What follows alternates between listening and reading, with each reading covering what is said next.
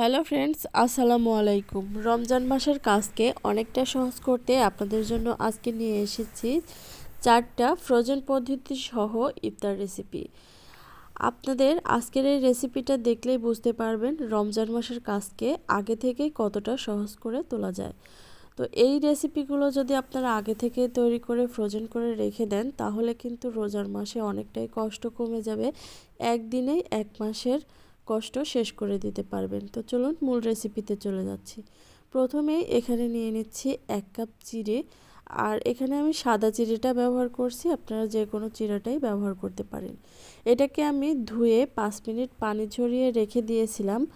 আর এখন এখানে একটা ডিম দিয়ে দিচ্ছি চিড়ের মধ্যে,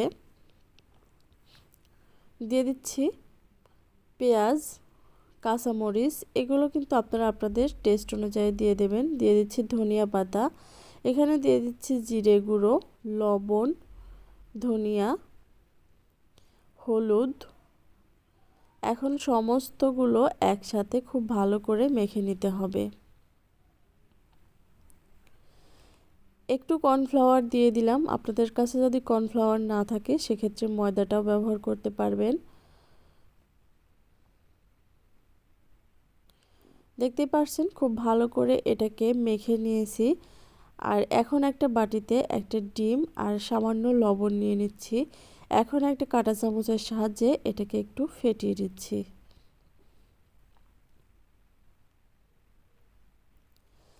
আগে থেকে যে চিড়ের মিক্সটা মাখিয়ে রেখেছিলাম সেটা এখন হাত দিয়ে এভাবে গোল গোল বল তৈরি করে নেব। বল তৈরি করার পরে ডিমের গোলায় এভাবে ডুবিয়ে ব্রেড কামে গড়িয়ে নেব। এই ব্রেড কামটা আমার বাজার থেকে কিনে আনা। যদি আপনাদের হাতের কাছে ব্রেড কাম না থাকে সেক্ষেত্রে টোস্ট বিস্কিট গুঁড়ো করেও নিয়ে এই ব্রেড কামটা বানিয়ে নিতে পারবেন। তো এই তো সহজ পদ্ধতিতে কিন্তু আমি সবগুলো বল তৈরি করে নিয়েছি। এখন চাইলে এগুলো আপনারা ফ্রিজ আপ করে রেখে দিতে পারেন। এভাবেই ডিপ ফ্রিজে রেখে তারপর যখন এভাবে শক্ত হয়ে যাবে তখন একটা পলি ব্যাগে এভাবে রেখে দিতে হবে। আপনারা চাইলে যে কোনো টিফিন বক্সে করেও রেখে দিতে পারেন। তো আমি কয়েকটা এভাবে পলি ব্যাগে রেখে দিচ্ছি, আর কয়েকটা আপনাদেরকে ভেজে দেখিয়ে দিচ্ছি।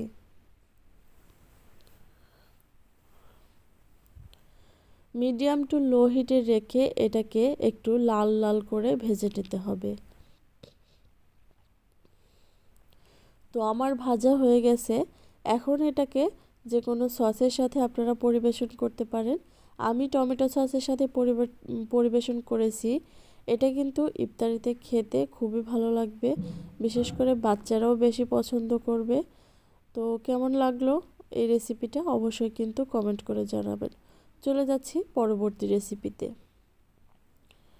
প্রথমেই কড়াইতে দিয়ে দিচ্ছি পেঁয়াজ, তেল দিয়ে দিলাম পরিমাণ মতো। এখন দিয়ে দিচ্ছি আদা বাটা, আর এখানে মাংসটা গোলমরিচ আর লবণ দিয়ে একটু সিদ্ধ করে রেখেছিলাম, মানে চিকেনটা, সেটাও দিয়ে দিলাম। এখন এগুলোকে একটু ভালো করে ভেজে নিতে হবে।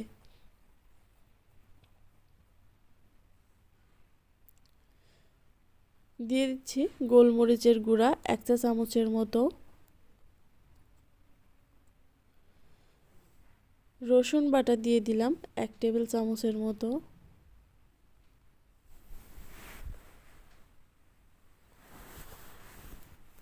একটু ভেজে নিয়েছি। তারপর এর মধ্যে দিয়ে দিচ্ছি দই।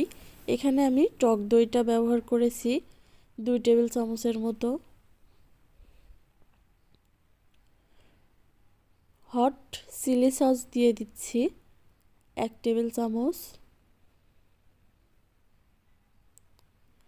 এখন এখানে দিয়ে দিচ্ছি গ্রেট করা মোজারেলা চিজ। চিজটা চাইলে স্কিপ করতে পারেন, তবে দিলে খেতে বেশি ভালো লাগবে।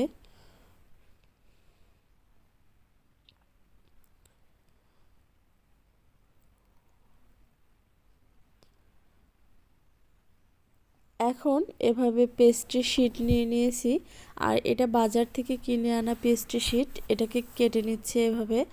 আপনারা চাইলে শিটগুলো বাসায় তৈরি করে নিতে পারেন। আমার চ্যানেলে শিটের রেসিপিটাও দেওয়া আছে, কিভাবে তৈরি করবেন সেটা দেখে নেবেন একবারে। তো পেস্ট্রি শিটগুলো কিভাবে দিয়েছি সেটা দেখে নিশ্চয়ই বুঝতে পারছেন। আর সামান্য একটু বাটিতে আটা গুলিয়ে নিয়েছিলাম পানি দিয়ে, সেটাও চারপাশে ভরে এভাবে দিয়ে দিচ্ছি, তাহলে এটা খুলে যাওয়ার সম্ভাবনা থাকবে না। তো সবগুলো নাস্তা এভাবে আমি তৈরি করে নেব। একটু দেখে বুঝে নিতে হবে এগুলো কিভাবে তৈরি করছি। চারপাশে আটার মিশ্রণটা দিয়ে তারপরে এভাবে লক করে দিতে হবে।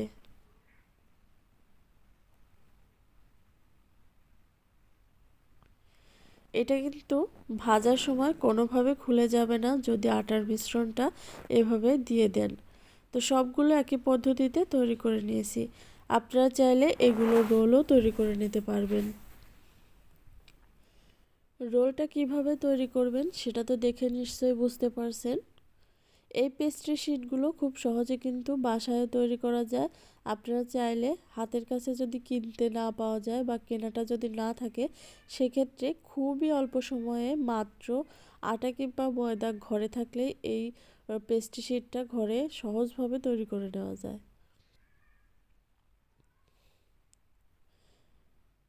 তো এই তো আমি 3টা রেসিপি কিন্তু অলরেডি দেখিয়ে দিয়েছি। অনেকগুলো রোল তৈরি করে নিয়েছি, যেহেতু আমি ফ্রিজ আপ করব রমজান মাসের জন্য, তো এগুলো এখন ডিপ ফ্রিজে রেখে দিব। এদিকে আরেকটা রেসিপি শেয়ার করব আপনাদের সাথে। এখানে পেঁয়াজ কিছুটা ভেজে নিয়েছি, আর এর মধ্যে দিয়েছি সিদ্ধ করা মাছ। এখানে আপনারা যে কোনো মাছই ইউজ করতে পারেন, আমি এখানে টুনা ফিশটা ব্যবহার করেছি। এর মধ্যে দিয়ে দিচ্ছি লবণ, হলুদ, মরিচ, মানে সমস্ত মশলাগুলো দিয়ে দিব আর কি। জিরে গুঁড়া, ধনিয়া গুঁড়া, গরম মশলার গুঁড়া, সবগুলো দিয়ে একটু নেড়েচেড়ে মিশিয়ে নেব। পেঁয়াজটা কিন্তু আগে বাদামি করে ভেজে নেবেন না, জাস্ট কাঁচা কাঁচাই দিয়ে দেবেন, মানে একটু নরম করে 2 মিনিট ভাজার পরেই মাছগুলো দিয়ে দেবেন। মাছটা ভাজা হয়ে গেছে দেখতেই পারছেন। এটা কিন্তু কাঁচাটাও মানে আপনারা চাইলে কাঁচাটাও মিক্স করে বানিয়ে নিতে পারেন, তবে আমার কাছে একটু ভেজে বানালে বেশি ভালো লাগে। এখানে 2টা আলু সিদ্ধ করে ম্যাশ করে নিয়েছি, খুবই মিহিভাবে ম্যাশ করে নিয়েছি। এখন যে মাছটা ভেজে রেখেছিলাম মশলা দিয়ে, সেটার সাথে মিক্স করে নেব। দিয়ে দিচ্ছি কাঁচা মরিচ, ধনিয়া পাতা, আর কিছু দিয়ে দিব পেঁয়াজ বেরেস্তা।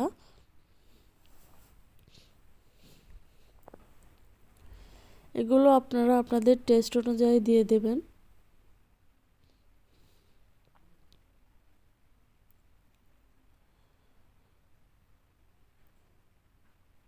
তো পেঁয়াজ বেরেস্তাটা দিয়ে দিয়েছি। এখন এগুলোকে মিক্স করে নেব। একটা ডিমও দিয়ে দিচ্ছি।